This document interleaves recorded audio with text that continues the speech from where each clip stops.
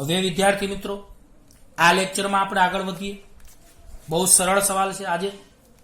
પ્રશ્ન 27. વ્યવહારમાં 1 ફેરાડે એકમ બહુ મોટો છે, શા માટે? વ્યવહારમાં 1 ફેરાડે એકમ બહુ મોટો કેમ છે?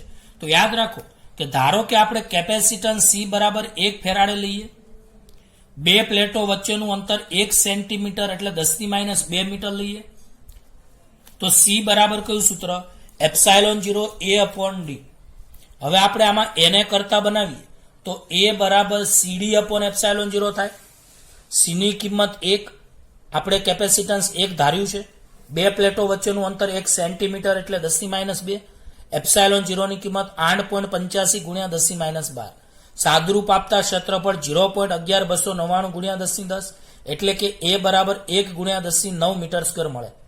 તો 10 × 10⁸ તમે લખી શકો, કારણ કે 1 × 10⁹ છે તો 1 શૂન્ય અહીંયા લઈ લો તો 10 × 10⁸.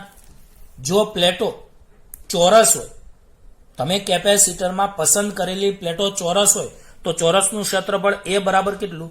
L². તો વર્ગમૂળ કરો તો L બરાબર વર્ગમૂળમાં A. તો વર્ગમૂળમાં A ક્ષેત્રફળની જગ્યાએ 10 × 10⁸, માટે L બરાબર 3 × 10⁴. 10 નું વર્ગમૂળ, આમ તો 9 નું વર્ગમૂળ 3 થાય ને, 9 નું વર્ગમૂળ 3 થાય, તમે જાણો છો. તો એપ્રોક્સિમેટ 10 નું વર્ગમૂળ હું 3 લઉં, 10⁸ નું વર્ગમૂળ 10⁴ લઉં, તો અહીંયા તમે 10⁴ ના 1 શૂન્ય અહીંયા ગુણી લો તો 30 × 10⁻3 એટલે 30 × 10⁻3 એટલે કિલોમીટર, એટલે 30 કિલોમીટર થાય. હવે યાદ રાખો, આટલી બાજુની લંબાઈ કોઈ દી શક્ય છે? તમે વિચારો કે તમારે જો 1 ફેરાડે કેપેસિટન્સ જોતું હોય તો 1 ફેરાડે કેપેસિટન્સ માટે ચોરસની એક પ્લેટનું ક્ષેત્રફળ 30 કિલોમીટર. હવે 30 કિલોમીટર તે કઈ પ્લેટનું ક્ષેત્રફળ હોતા હશે? એનો મતલબ આ વ્યવહારમાં અશક્ય છે. એટલે અહીંયા લખ્યું છે, શું લખ્યું છે? કે વ્યવહારમાં 1 ફેરાડે એકમ બહુ મોટો છે, સાથી.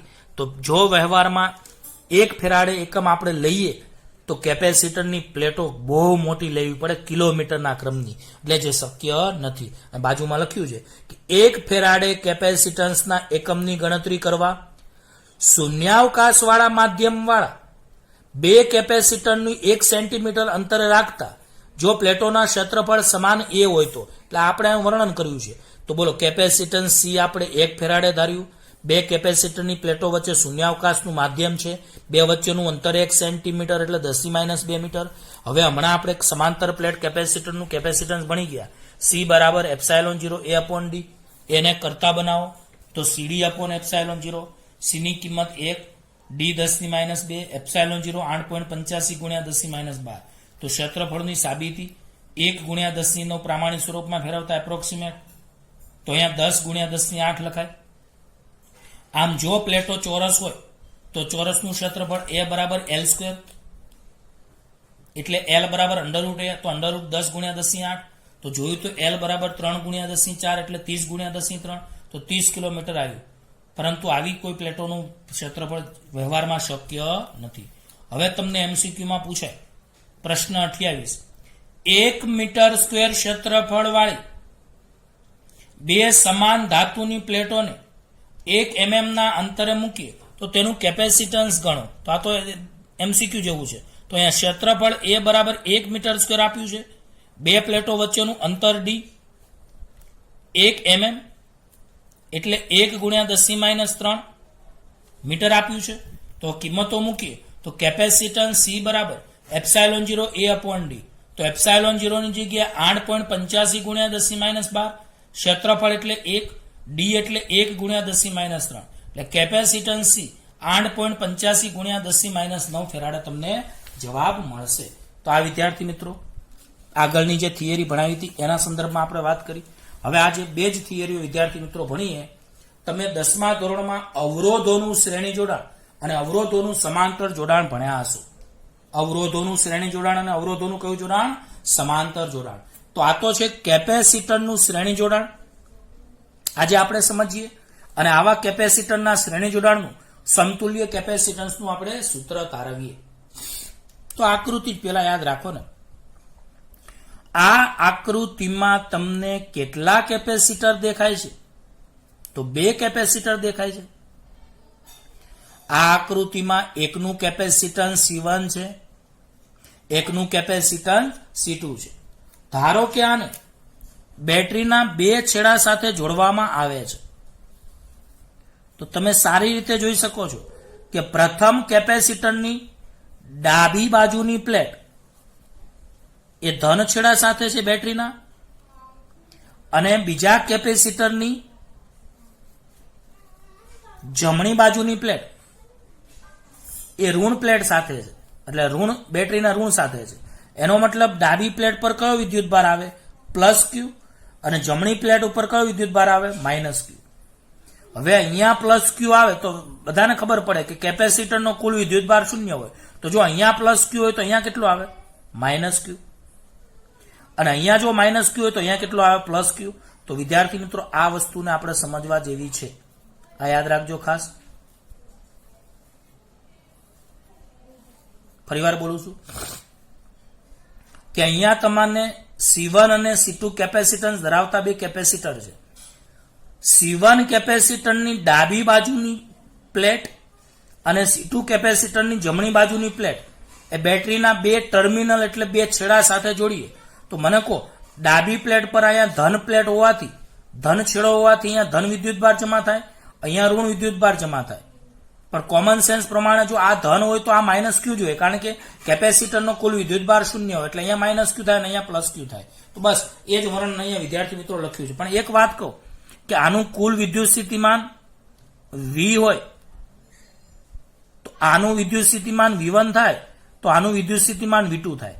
તો અહીંયા યાદ રાખજો કે કેપેસિટરના શ્રેણી જોડાણમાં દરેક કેપેસિટરનો વિદ્યુત ભાર Q સમાન હોય છે, પણ વિદ્યુત સ્થિતિમાન V એ જુદું જુદું હોય છે.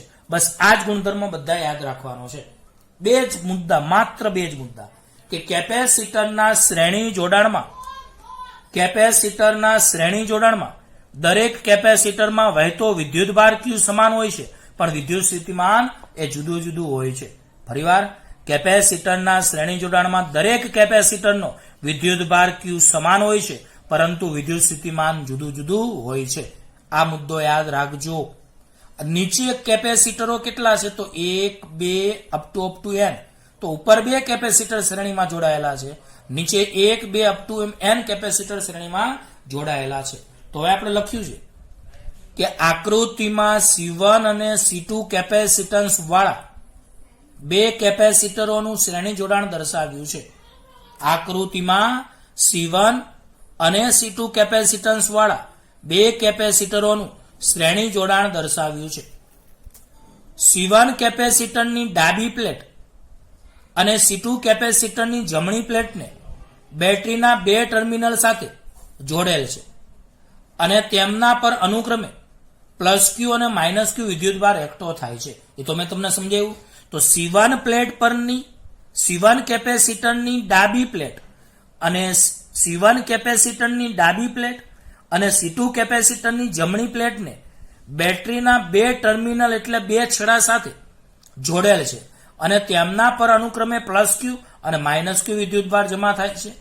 આથી C1 ની જમણી પ્લેટ પર માઇનસ Q અને C2 ની ડાબી પ્લેટ પર પ્લસ Q વિદ્યુતભાર પ્રેરિત થશે. બંને કેપેસિટરોના કેપેસિટન્સ તો જુદા જુદા હોય, પણ દરેક કેપેસિટર પરનો વિદ્યુતભાર સમાન હોય. કહ્યું ને મેં તમને કે બંને કેપેસિટરના કેપેસિટન્સ C1 અને C2 તો જુદા છે, પરંતુ દરેક કેપેસિટરની પ્લેટ પરનો વિદ્યુતભાર એ સમાન હોય છે. ધારો કે C1 અને C2 કેપેસિટરના 2 છેડા વચ્ચે વિદ્યુત સ્થિતિમાનનો તફાવત અનુક્રમે V1 અને V2 છે. એટલે કે આ C1 ના 2 છેડા વચ્ચેનો વિદ્યુત સ્થિતિમાનનો તફાવત V1 અને C2 ના 2 છેડા વચ્ચેનો વિદ્યુત સ્થિતિમાનનો તફાવત એ V2 છે. તો અહીંયા લખ્યું છે કે ધારો કે C1 અને C2 કેપેસિટરના 2 છેડા વચ્ચે વિદ્યુત સ્થિતિમાનનો તફાવત અનુક્રમે V1 અને V2 છે. તેથી સંયોજનના 2 છેડાઓ વચ્ચેનો વિદ્યુત સ્થિતિમાનનો તફાવત જો V હોય તો કુલ વિદ્યુત સ્થિતિમાન V કોના જેટલું થાય? V1 plus V2. એટલે કે આ 100 વોલ્ટની બેટરી હોય તો થોડુંક આને મળે, થોડુંક આને મળે, એટલે કે V બરાબર V1 પ્લસ V2. તો અહીંયા વિદ્યાર્થી મિત્રો લખેલું છે કે V બરાબર V1 પ્લસ V2, પણ તમે C બરાબર Q અપોન V હમણાં ભણી ગયા. આમાંથી તમે V ને કરતા બનાવો તો V આમ જાય, C આ બાજુ જાય, તો V બરાબર Q અપોન C. તો બોલો C બરાબર Q અપોન V, તો C બરાબર Q અપોન V, માટે V બરાબર Q અપોન C. તો અહીંયા V1 ની જગ્યાએ Q અપોન C1, V2 ની જગ્યાએ Q અપોન C2. આમાંથી Q સામાન્ય કાઢો અને આ બાજુ લઈ જાઓ તો V અપોન Q બરાબર 1 upon C1 plus 1 upon C2. ફરીવાર V બરાબર V1 પ્લસ V2, V બરાબર Q અપોન C સૂત્ર પરથી V1 ની જગ્યાએ Q અપોન C1, કારણ કે દરેક કેપેસિટર પરનો વિદ્યુતભાર Q સમાન છે, અને V2 ની જગ્યાએ Q અપોન C2. હવે આમાંથી Q સામાન્ય કાઢો અને નીચે લઈ જાઓ તો V અપોન Q બરાબર 1 upon C1 plus 1 upon C2. આમ જો આ શ્રેણી જોડાણનું અસરકારક કેપેસિટન્સ જો C હોય તો તમે C બરાબર Q અપોન V લખી શકો. એટલે કે આનું ઊંધું કરો તો C નો વ્યસ્ત 1 upon C, Q upon V નો વ્યસ્ત V અપોન Q. તો તમે અહીંયા V અપોન Q ની જગ્યાએ 1 અપોન C લખી શકો છો. તો એનો મતલબ હવે યાદ રાખો કે સમીકરણ 2 અને 3 પરથી શું કહી શકાય, તો 1 અપોન C બરાબર 1 upon C1 plus 1 upon C2. વ્યાપક રીતે જો આવા n કેપેસિટરોના શ્રેણી જોડાણ હોય તો વ્યાપક રીતે n કેપેસિટરના શ્રેણી જોડાણ માટે સમતુલ્ય કેપેસિટન્સ 1 અપોન C બરાબર 1 upon C1 plus 1 upon C2 plus 1 upon C3 plus up to 1 upon Cn મળે. હવે પ્રશ્ન 31. આની પછી વિદ્યાર્થી મિત્રો કેપેસિટરની માત્ર 2 જ થિયરીઓ બાકી રહેશે જે આપણે કાલે ભણીશું. તો પ્રશ્ન 31, કેપેસિટરોનું સમાંતર જોડાણ એટલે શું? આ જોડાણનું સમતુલ્ય કેપેસિટન્સનું સૂત્ર મેળવો. તો વિદ્યાર્થી મિત્રો અહીંયા થાય કેવું કે અહીંયા તમે બેટરી જોડો પણ ખરા, એક ધન છેડો અને એક ઋણ છેડો. તો અહીંયા 2 કેપેસિટરો સમાંતર જોડાણમાં છે. સમાંતર જોડાણમાં હંમેશા વિદ્યુત સ્થિતિમાનનો તફાવત સમાન રહે. કારણ કે જો આ 2 પ્લેટો છે, ધારો કે અહીંયા બિંદુ આપણે A ધારીએ અને અહીંયા બિંદુ B ધારીએ, તો બંને ધન પ્લેટો છે C1 C2 કેપેસિટરની, એ બિંદુ A સાથે સામાન્યમાં છે. અહીંયા બંને ઋણ પ્લેટો એ બિંદુ B સાથે સામાન્યમાં છે. તો બોલો બંને કેપેસિટરની ધન પ્લેટ એટલે કે બિંદુ A સાથે એટલે કે બેટરીના ધન ટર્મિનલ સાથે સામાન્યમાં છે, અને બીજી બંને ઋણ પ્લેટો એ બિંદુ B મારફતે એટલે કે આ ઋણ પ્લેટ સાથે સામાન્યમાં છે. આનો મતલબ કે અહીં વિદ્યુત સ્થિતિમાન તો સમાન આવશે પણ વિદ્યુત ભારો અહીંયા વહેંચાશે, એટલે વિદ્યુત ભારો જુદા જુદા છે. તો યાદ રાખજો સમાંતર જોડાણ માટેનો અગત્યનો ગુણધર્મ કે દરેક કેપેસિટરના 2 છેડા વચ્ચેનો વિદ્યુત સ્થિતિમાનનો તફાવત સમાન હોય પરંતુ વિદ્યુત ભાર Q એ જુદો જુદો હોય છે. તો આ ગુણધર્મ કેપેસિટરના શ્રેણી જોડાણ માટે સમાંતર જોડાણ માટે યાદ રાખજો. તો બોલો કેપેસિટરનું આની પહેલા આપણે શ્રેણી જોડાણ ભણી ગયા, તો શ્રેણી જોડાણનો ગુણધર્મ શું હતો? તો કેપેસિટરના શ્રેણી જોડાણમાં દરેક કેપેસિટરનું વિદ્યુત ભાર સમાન હતો અને વિદ્યુત સ્થિતિમાન જુદું જુદું હતું, પરંતુ અહીં દરેક કેપેસિટરના 2 છેડા વચ્ચેનો વિદ્યુત સ્થિતિમાન સમાન છે પણ વિદ્યુત ભાર જુદો જુદો છે. તો અહીંયા વિદ્યાર્થી મિત્રો યાદ રાખજો આકૃતિમાં દર્શાવ્યા પ્રમાણેના જોડાણને કેપેસિટરનું સમાંતર જોડાણ કહે છે. આકૃતિમાં દર્શાવ્યા પ્રમાણેના જોડાણને કેપેસિટરનું સમાંતર જોડાણ કહે છે. C1 અને C2 કેપેસિટન્સ વાળા 2 કેપેસિટરોને આકૃતિમાં દર્શાવ્યા પ્રમાણે જોડેલા છે. C1 અને C2 કેપેસિટન્સ વાળા 2 કેપેસિટરોને આકૃતિમાં દર્શાવ્યા પ્રમાણે જોડેલા છે. આ પ્રકારના જોડાણમાં એટલે કે સમાંતર જોડાણમાં જુદા જુદા કેપેસિટન્સ વાળા કેપેસિટરનો વિદ્યુત સ્થિતિમાનનો તફાવત સમાન હોય છે પણ દરેક કેપેસિટર પરનો વિદ્યુતભાર જુદો જુદો હોય છે. એ તો મેં અહીંયા લખ્યું કે આ પ્રકારના જોડાણમાં જુદા જુદા કેપેસિટન્સ વાળા કેપેસિટરોના વિદ્યુત સ્થિતિમાનના તફાવત V સમાન હોય છે પણ દરેક કેપેસિટર પરનો વિદ્યુતભાર એ જુદો જુદો હોય છે. આમ કુલ વિદ્યુતભાર Q બરાબર Q1 પ્લસ Q2 હવે Q1 ની જગ્યાએ તમે સૂત્ર હમણાં જ ભણી ગયા. કયું સૂત્ર ભણી ગયા? C બરાબર Q/V. આમાંથી Q ની જરૂર પડે તો Q બરાબર CV, V ની જરૂર પડે તો V બરાબર Q/C. મહેરબાની કરીને આ 3 સૂત્રો હંમેશા યાદ રાખવા. C બરાબર Q/V એટલે કે Q બરાબર CV એટલે કે V બરાબર Q/C. તો બોલો Q બરાબર Q1 પ્લસ Q2, અહીં Q1 બરાબર C1V, Q2 બરાબર C2V, અહીંયા Q1 ની જગ્યાએ C1V, Q2 ની જગ્યાએ C2V. V સામાન્ય કાઢીને આ બાજુ છેદમાં લઈ જાય તો Q/V બરાબર C1 પ્લસ C2.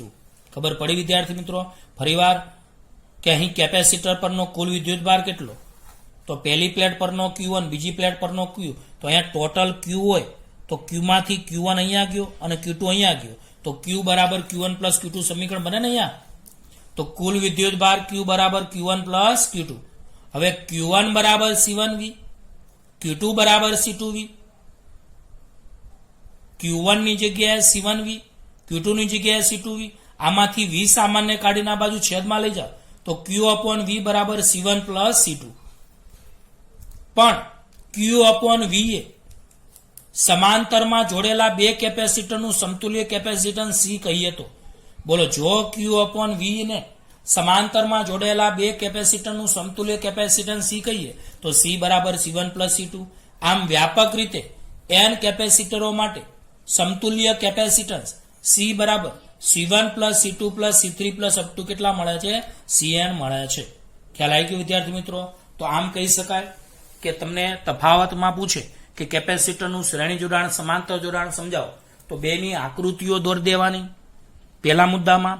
બીજા મુદ્દામાં શ્રેણી જોડાણમાં આવું લખવાનું કે કેપેસિટરના શ્રેણી જોડાણમાં દરેક કેપેસિટર પરનો વિદ્યુતભાર Q સમાન હોય છે. પેલા કેપેસિટરના સમાંતર જોડાણમાં વિદ્યુતભાર Q જુદો જુદો લખવાનો. પછી શ્રેણી જોડાણમાં કેપેસિટરના દરેક કેપેસિટર પરનું વિદ્યુત સ્થિતિમાન જુદું જુદું હોય. સમાંતર જોડાણમાં દરેક કેપેસિટરનું વિદ્યુત સ્થિતિમાન સમાન હોય. અને ચોથો મુદ્દો સમતુલ્ય કેપેસિટન્સનો કે શ્રેણી જોડાણનું સમતુલ્ય કેપેસિટન્સ શોધવાનું સૂત્ર 1/C બરાબર 1/C1 plus 1/C2 plus up to 1/Cn. અને સમાંતર જોડાણનું સમતુલ્ય કેપેસિટન્સ શોધવાનું સૂત્ર C બરાબર C1 plus C2 plus up to Cn. હવે તમને MCQ પૂછે કે શા માટે કેપેસિટરનું શ્રેણી જોડાણ કરવામાં આવે? તો કેપેસિટન્સનું મૂલ્ય ઘટાડવા માટે. શા માટે કેપેસિટરનું સમાંતર જોડાણ કરવામાં આવે? તો કેપેસિટન્સનું મૂલ્ય વધારવા માટે. ફરીવાર બોલું છું, શા માટે કેપેસિટરનું શ્રેણી જોડાણ કરવામાં આવે?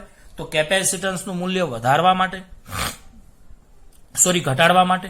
શા માટે સમાંતર જોડાણ કરાય? તો વધારવા માટે, કારણ કે આમાં સરવાળો થાય છે અને આમાં વ્યસ્તનો સરવાળો થાય છે.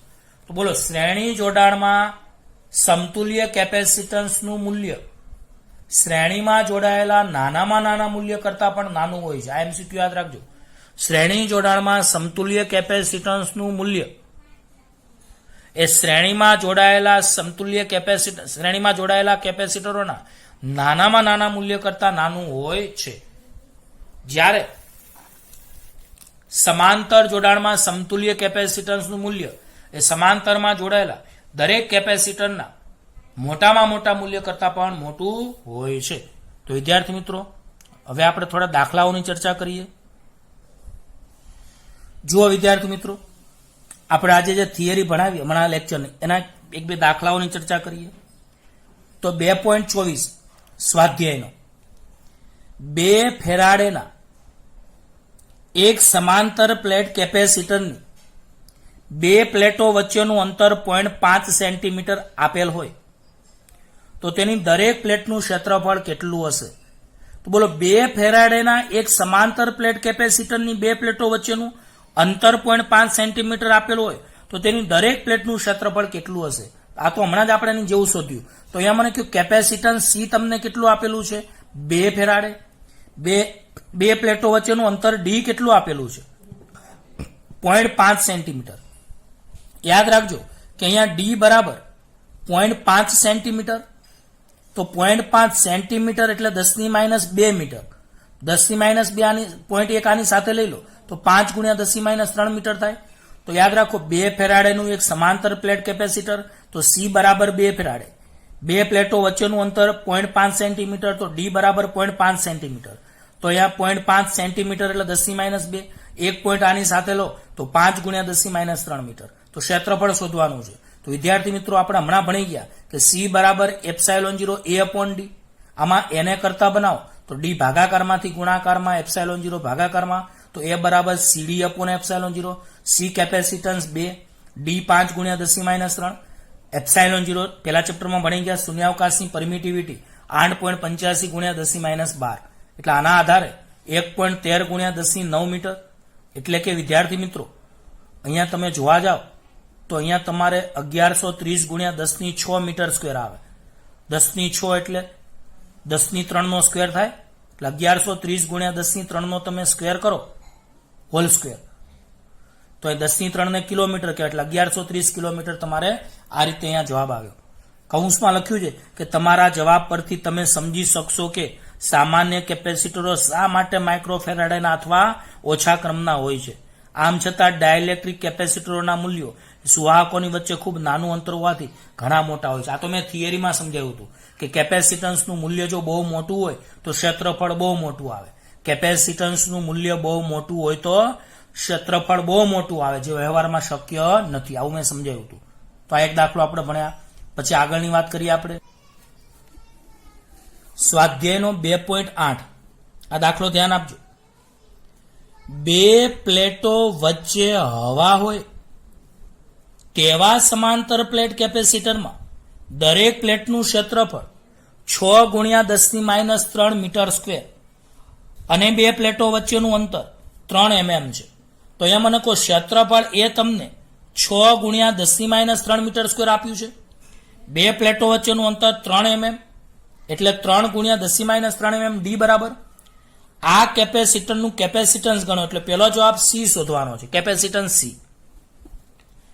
જો આ કેપેસિટરને 100 વોલ્ટના સપ્લાય સાથે જોડવામાં આવે તો દરેક પ્લેટ પરનો વિદ્યુતભાર કેટલો? તો એ વોલ્ટેજ વી બરાબર 100 વોલ્ટ, તો વિદ્યુતભાર એ શોધવાનો છે. તો વિદ્યાર્થી મિત્રો આ તો બહુ સરળ છે દાખલો કે બે પ્લેટો વચ્ચે હવા હોય ત્યારે કેપેસિટન્સ ગયા લેક્ચરમાં આપણે તારવી ગયા સી બરાબર એપ્સાઇલોન 0 એ અપોન ડી. તો બોલો જો બે પ્લેટ વચ્ચે હવા હોય ત્યારે કેપેસિટન્સ C0 બરાબર એપ્સાઇલોન 0 એ અપોન ડી.